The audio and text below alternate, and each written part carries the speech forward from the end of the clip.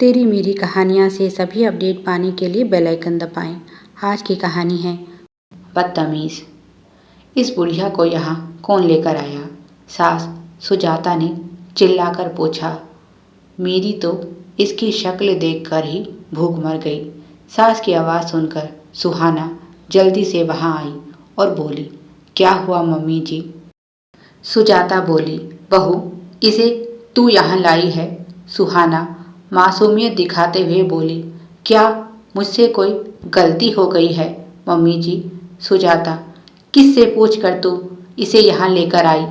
क्या तू नहीं जानती यह अपना खाना कमरे में ही खाती है? सुहाना बोली, आपने ही तो कहा था। सुजाता चिल्लाई, मैंने तुमसे कब कहा कि इन्हें यहाँ सबके साथ डाइनिंग टेबल पर बैठाकर खिला? तुम्हें पहले ही समझा दिया था कि इनका खाना कमरे में दे दिया करो। सुहाना बोली, पर मम्मी जी। बीच में ही उसे रोकते हुए सुजाता बोली, ठीक है, आगे से फिर ऐसी गलती मत करना। जाओ इन्हें यहाँ से ले जाओ और इनके कमरे में छोड़ आओ। सुहाना बोली, माँ दादी जी कहीं नहीं जाएंगी और आज से हम सबके साथ बैठकर खाना खाएंगी। सुजाता चिल्लाई, तुम्हारी इतनी हिम्मत, सास के साथ जुबान लड़ाती हो? बदतमीज कहीं की। यही सिखाकर भेजा है तुम्हारे माँ बाप ने कि जाकर सास को उल्टा जवाब देना और उनकी बात नहीं मानना। सुहाना बोली, माफ़ कीजिए मम्मी जी, कल जब मैं आपसे पहले खाना खाने बैठ गई थी तब आपने मुझे संस्कारों पर लंबा चौड़ा भाषण दे दिया था। बहू तुम्हें ज़रा भी शर्म नहीं? घर में अभी तक किसी ने खाना नहीं खाया और तुम हो कि यहाँ परोस कर अकेले अकेले खा रही हो।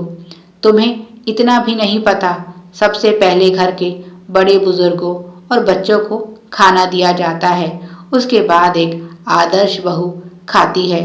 सुजाता जी को कल की घटना याद आई। सुहाना बोली, मैं तो आपकी बात ही मान रही हूँ। दादी जी इस घर में सबसे बड़ी भी हैं और बुजुर्ग भी, फिर भी आप सबके खाने के बाद उन्हें खाने को देती हैं, इसीलिए अब से ऐसा नहीं होगा। सुजाता गुस्से में बोली, अच्छा तो अब तुम मुझे बताओगी कि मेरे घर में क्या होगा? सुहाना बोली, माँ जी बच्चे बड़ों को देखकर ही सीखते हैं और मैं भी आपसे ही शिक्षा ले रही हूँ।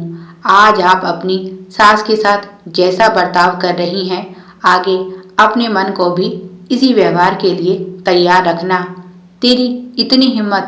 गुस्से में सुजाता ने बहू पर हाथ उठाना चाहा तो सुहाना ने उनका हाथ पकड़ लिया और बोली, ज़रा मर्यादा में रहिए, क्योंकि अगर मैं अपनी मर्यादा भूल गई तो आप परेशानी में आ जाएंगी।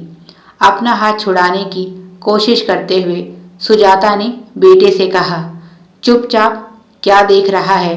तेरे सामने ही तेरी पत्नी तेरी माँ का इस तरह अपमान कर रही है, कुछ करता क्यों नहीं? पर बेटा बोला, मैं क्या करूं? आपने ही उसे उकसाया है, तभी वह ऐसा करने पर मजबूर हुई है। उन्होंने गुस्से में चिल्लाते हुए कहा, शाबाश मेरे जोरू के गुलाम, तुझसे यही आशा थी। उन्होंने पति को सहायता के लिए पुकारा। आप वहाँ चुप करके क्यों बैठे हैं? कुछ कहते क्यों नहीं? पति ने टका सा जवाब देते हुए कहा, तुमने मेरी माँ के साथ आज तक ना जाने क्या कुछ किया।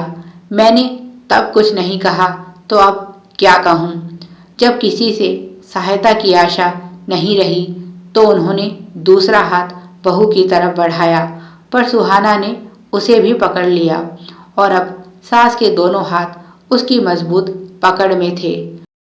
वह बोली, बुढ़िया ज़्यादा जोर लगाने की ज़रूरत नहीं, मैं ब्लैक बेल्ट हूँ, कहीं ऐसा ना हो गाजर मूली की तरह तुम्हारी हड्डियाँ टूट जाएं। सुजाता जी ने पूरा जोर लगाकर खुद को छुड़ाने की कोशिश की और बोली, सास को बुढ़िया कहते तुझे शर्म भी नहीं आती?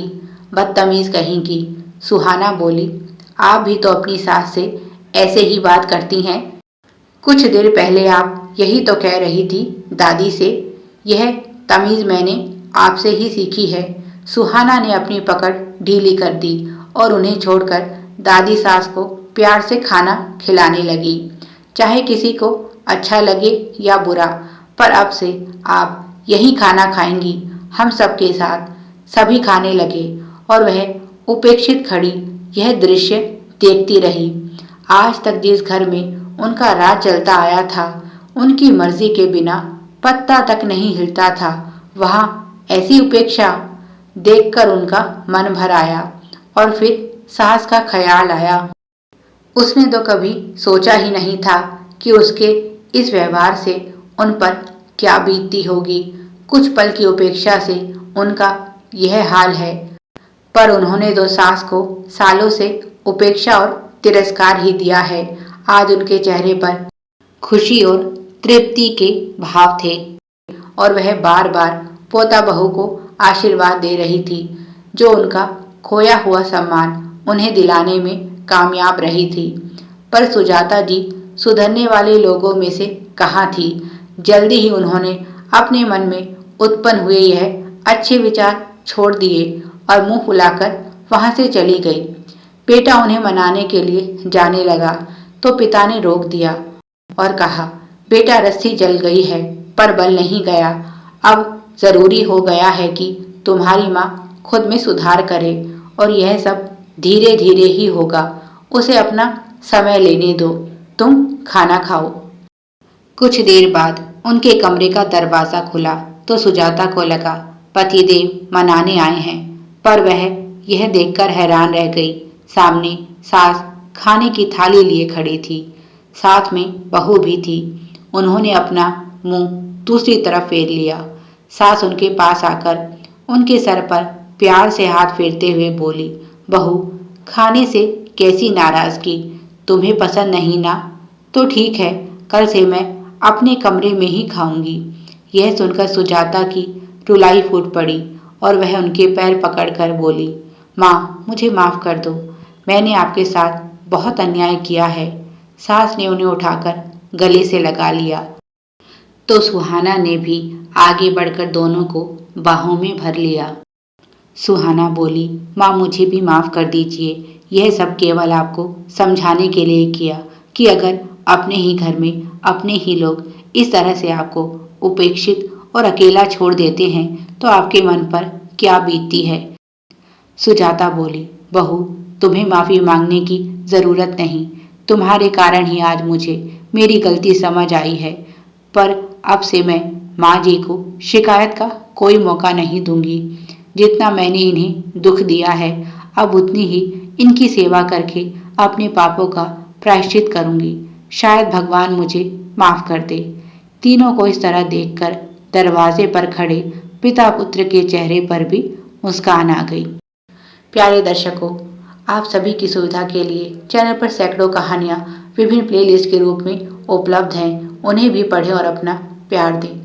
धन्यवाद। Please like, share and subscribe. Thanks for watching.